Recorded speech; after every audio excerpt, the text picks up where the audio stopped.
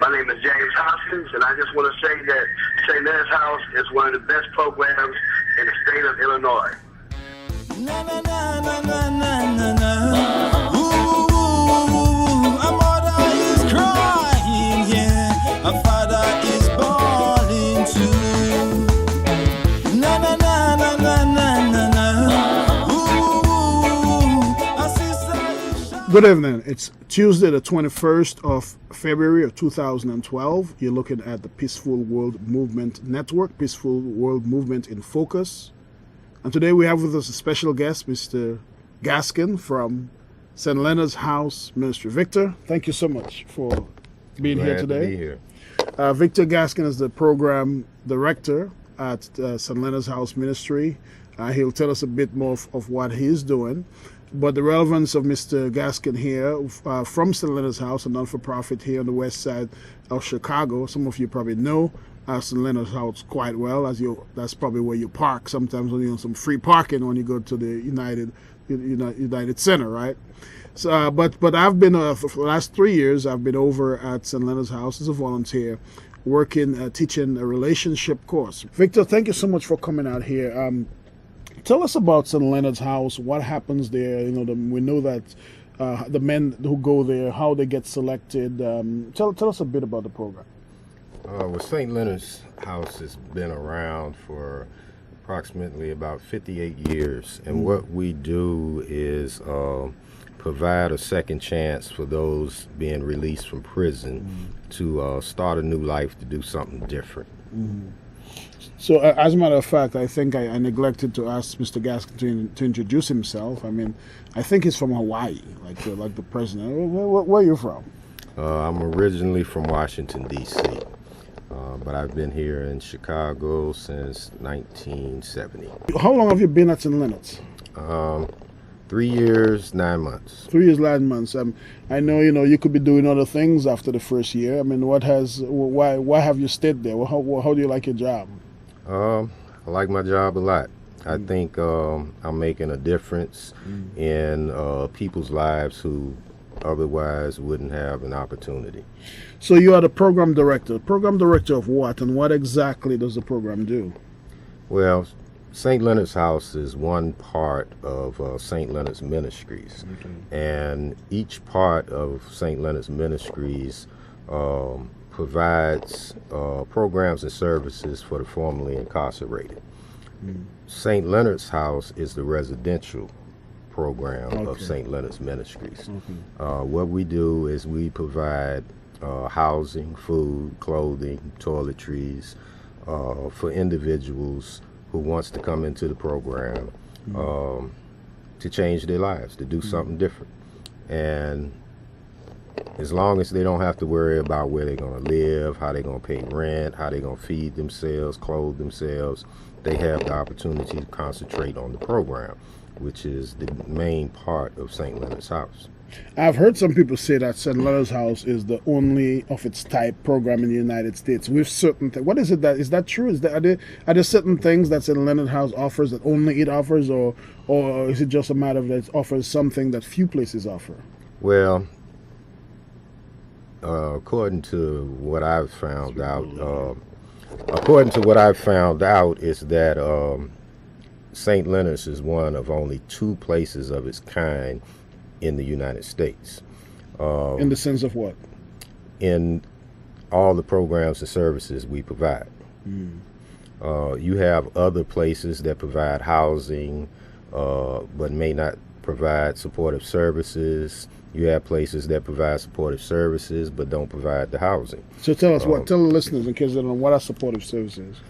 Well, the supportive services we provide to our program participants range from anger management, parenting, employment preparation training, substance abuse counseling. We have IOP and OP, which is intensive outpatient and outpatient substance abuse classes. Life skills. We have the only adult high school diploma program in the state of Illinois. Really? Well, we felt that a GED, even though it's all right, high school diploma carries more credibility. Is that the one at Michael Barlow Center? Is that? Yes, it is. Michael Barlow Center is one of the other parts of St. Leonard's Ministries, and that is where we do most of our education, vocational training. Let me remind you that you are looking at the Peaceful World Movement Network, Peaceful World Movement in Focus. I'm your guest, Dr. Peter K.B. St. Jean. We have with her Victor Gaskins from St. Leonard's House Ministry on 2100 West Warren Street here in the city of Chicago, a place where men have the option to either go back in the hood and wing it like they used to, or to go somewhere and get some kind of guidance, to get some sort of supported services, to take classes such as the class that I teach. And Mr. Derek Bell, that you have seen here, has been in St. Leonard's House with me and is one of the persons that can support the type of program that we do. And many times in the communities, we hear people talk about peaceful existence. We talk about people talking about reducing crime and having a peaceful community. How does St. Leonard's House, or the program at St. Leonard's House, contribute, if at all, to a more peaceful society or crime-reduced society that you think, at least in Chicago context? Well, that's kind of a lengthy question. So I would have to start by saying that usually when an individual is released from prison and they go back to the neighborhood, normally they're around the same things, the same people, and they end up doing the same things that got them in prison in the first place. When they come to St. Leonard's, they learn new things. They're around new people. They have a chance to get away from that environment that might have pulled them into the streets and making the wrong decisions. At St. Leonard's House, we help them change their way of thinking. We give them the skills and knowledge they need, what I like to call the tools box. We give them all the tools that they need to make it in society the way society wants them to live. And my philosophy is it's better for them to have a tool they don't need than to need a tool they don't have. And then when they go back into their communities, they a little better prepared to avoid some of the things that pulled them in the wrong direction in the first place. And in most cases, they're able to influence the people in their community.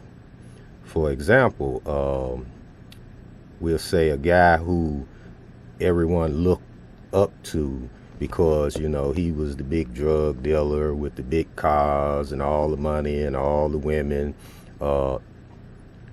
Now he goes back to the community and they looking up to him for a different reason. There was an old saying that if you're not part of the solution, you're part of the problem. And for most of these guys, they were part of the problem. And now they're trying to be part of the solution. And they showing people that, okay, what I did then might not have been smart, but what I'm doing now is a whole lot better. And you should try this and not make the same mistakes I'm making. Now, what while at St. Leonard's House allows them to be successful? Tell us a bit about the length of the program and what they're supposed to do at different phases of the program. Basically, the program is 6 months. And during that time, the first half of the 6 months, 90 days, is devoted to behavior modification. And that includes anger management for those who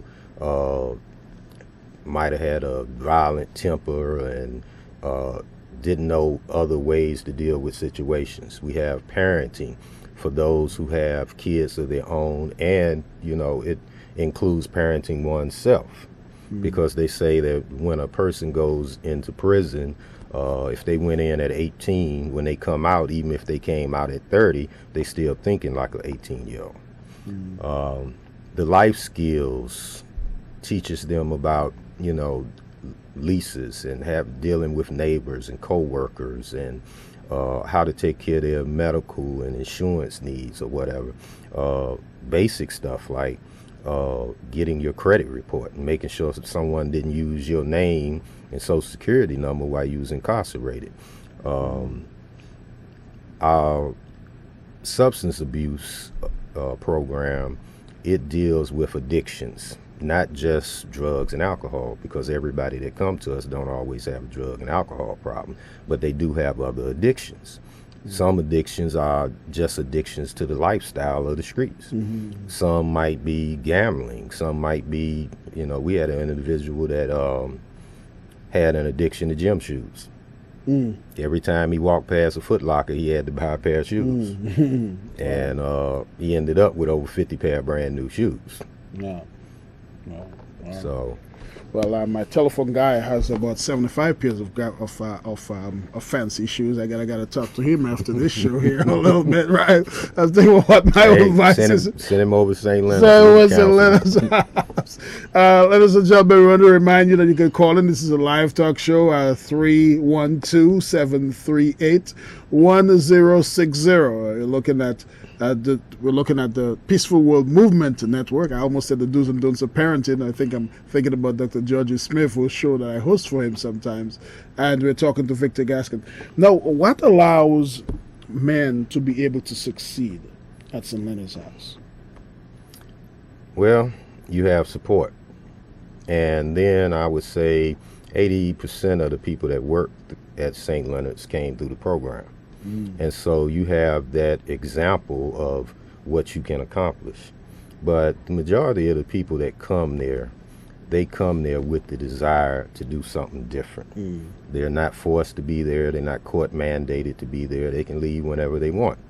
And they stay because they want to make a change and be successful and do something different. So to be successful, first of all, there's required a certain type of mindset, because that I'm volunteering to do this.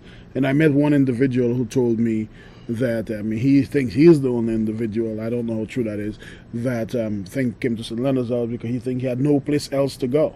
But most people who come there, in fact, he's one of them that didn't have a drug addiction problem. He had some other things, and I was talking to him today about how much he think he made a good decision. He learned everything. He said, well, maybe in retrospect, if I knew, like you say, sometimes you give people skills that they don't think they need, but later on in life that they may need. But nonetheless, he has benefited from that. But the people that you see that they may have come in and they may have said, well, you know what, I'm ready to do this. I'm going to do this. I'm not going back to the hood to wing it. But somehow they fall off the wagon. Somehow they failed and do not succeed. What do you think are some of the things that happen between somebody's mindset, if indeed the mindset was really set, and to the point where they may not succeed in the program? Well, you have to be strong, you have to be humble, and you have to just say, I'm not going to be influenced by the negative influences out there. And some people, they're just not ready. And usually they're the ones that think, okay, you can only give me a few answers. I have all the rest. And then they find out they don't. Everyone needs help, at some point in their life. So, and you have to be open to listen to what other people who have been where you've been have to say about it. Now, you've been there for 3.5 years and more. And I'm sure if at least this is long enough that somebody may come to you and say, I got this, Victor, I got this. Somebody else will come to you and say, I got this, and you might know the difference between the two, or is that not the case? Do you have any signals that somebody may, from the beginning or even sometime close to the beginning, may tell you something or act in ways that your mind, you say, you know what, this guy's gonna make it, and you may say, you know what, this guy may not make it, or this guy certainly will not make it?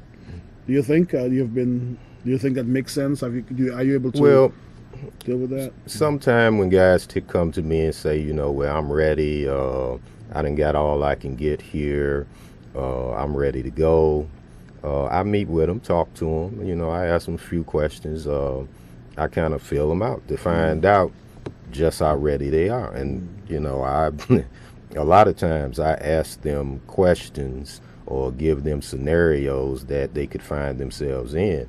And if they don't answer it the right way, I let them know right then and there.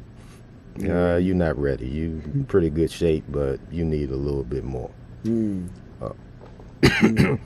And one thing that we do with everyone that comes through St. Leonard's House is that whenever they leave, we let them know that the door is always open, that you can always come back. If you find yourself in a situation where you having trouble, come back and see us. You know, if I can't help, someone in my staff can help.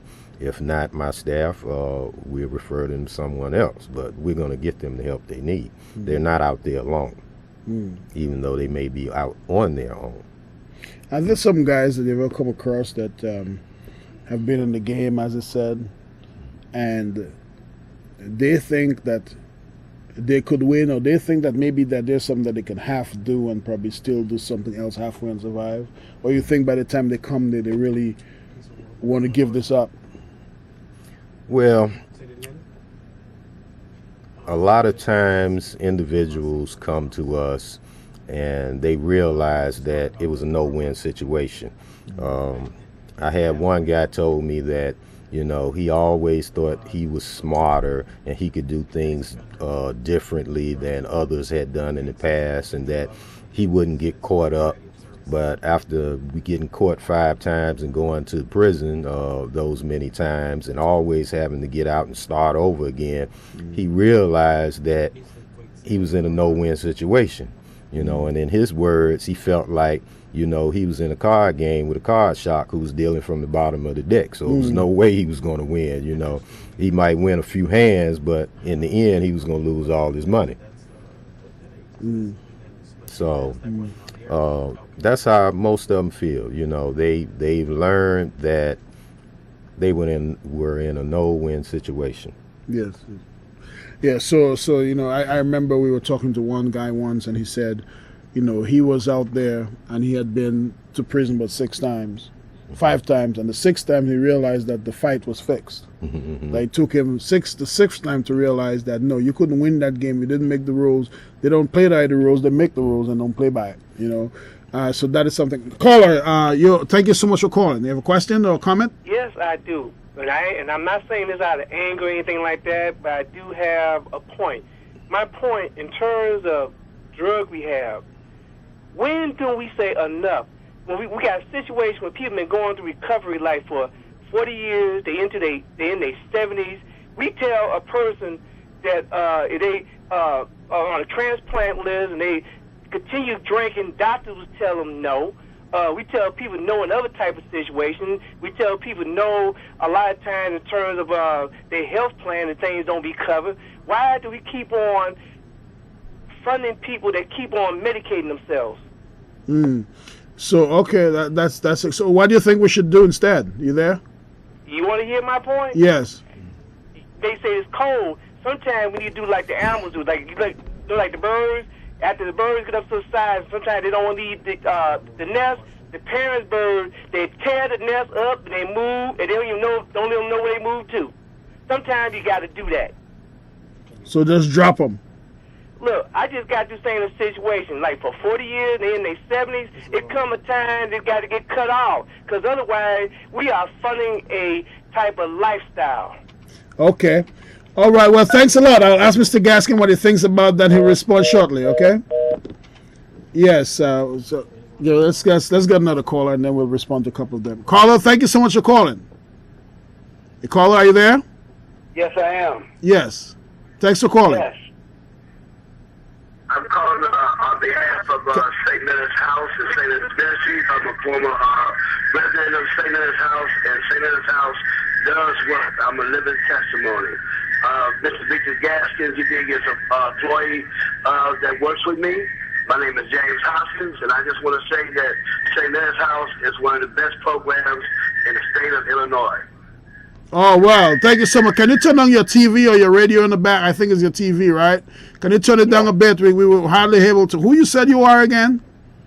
My name is James Gaskins, and I am a staff member that works with Victor Gaskins. Oh, okay.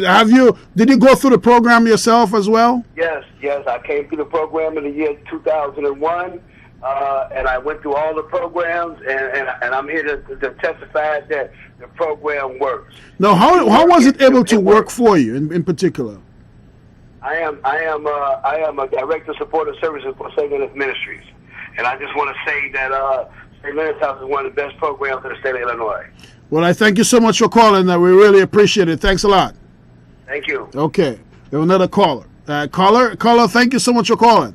No problem, sir. I just had to respond to the caller that expressed his ignorance in terms of just cutting people off. If we are going to understand the supposition that addiction is a disease, then we have to treat the disease as long as the disease is apparent.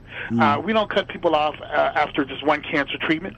We don't cut people off after one visit to dialysis.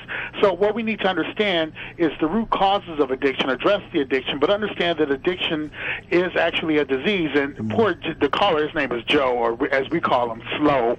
Poor Slow. He just doesn't understand that treatment is not a one-time, one cure, walk in the door, walk out the door result. It's a preventive plan. It's a methodology that has to be implemented in order for the success to be achieved, and that's something he just doesn't understand. But I appreciate the work you guys are doing, and I just want to say, hey, keep it up, and thank you very much. Thank you so much for calling in and making your contribution. And we'd like the callers to be able to call in and give their opinions, to say what they have to say. Mr. Gaskins is a very bright guy. He can keep 12 questions in his head and answer all of them at the same time, right? So we'll take the next caller. Caller, thank you so much for calling. Yes, and I appreciate the last caller and what he was talking about, the other caller when Joe called in.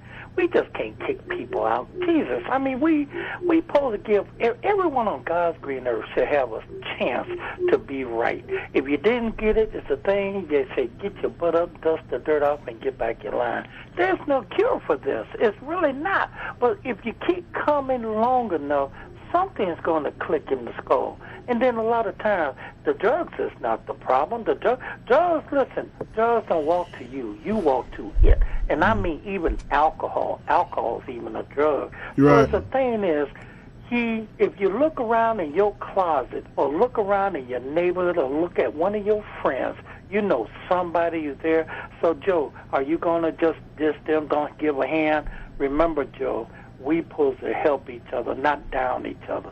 A good show. I ain't have no tension calling, but I heard that certain caller call in. But to your guests, you keep on doing what you're doing. Don't let people talk you away from it. Thank you so much. Thank you so much for calling, making your contribution. Next caller, thank you. Caller, you're on the air. Yes, I am. I'm back.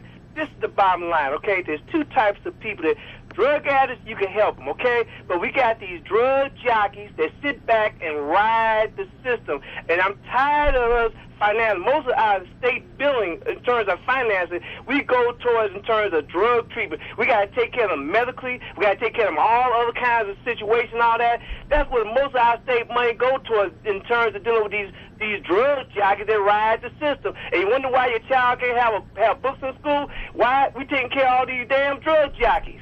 So you keep the language clean, but how? Okay, well, I guess he knows. He probably has somewhere to tell between whatever whatever the term is. So jog jockey, someone that's riding a horse, just going around the track without a purpose, and whatever. This is why it is. This is why we're doing this. It's a form of education, and the mentality changes the same way that you say that in St. Leonard's House, people have to change their mindset. There might be certain mindsets in society that have to change. What are your reactions to some of the callers? Well, I tell the guys this a lot. Only God is perfect. As human beings, we are all flawed individuals. And being flawed individuals means that we can make mistakes, bad decisions, bad choices. It's what we do afterwards, what we learn from that and move on and change. With drug addiction, yes, it is a disease. And recovery is a lifelong process. Some people can stay clean for 20, 30, 40 years and still relapse. So anyone that's in recovery, is always that possibility that they may relapse.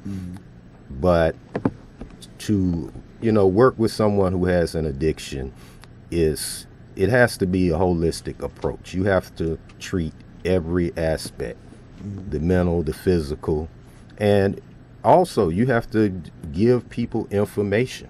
Yes. and educate them. We have to get the information and educate them, and we're always out of time. We always need more time to educate. Believe it or not, we're only about 9 more seconds here to go. I'm your host, Dr. Peter KB St. Jean, here with Mr. Victor Gaskin, the program director here at St. Leonard's House Ministries, dealing with ex-offenders who are trying to build their lives. See you next time. We need to bring Mr. Gaskin back. Meanwhile, stay good, stay safe. It's a late night and retiring to bed.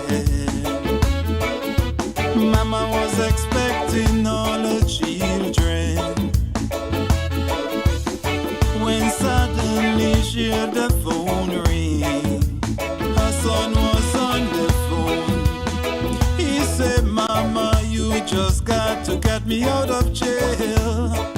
And like all mothers she will, she just got up and went straight to the police station. She told the sergeant, me never raise him, me never raise him, me never raise him so. Somewhere along the line my son got messed up, you know. Me clothe him, me feed him, me watch him every day, boy, I talk to him. Oh yeah, but my Johnny got caught up in the wrong.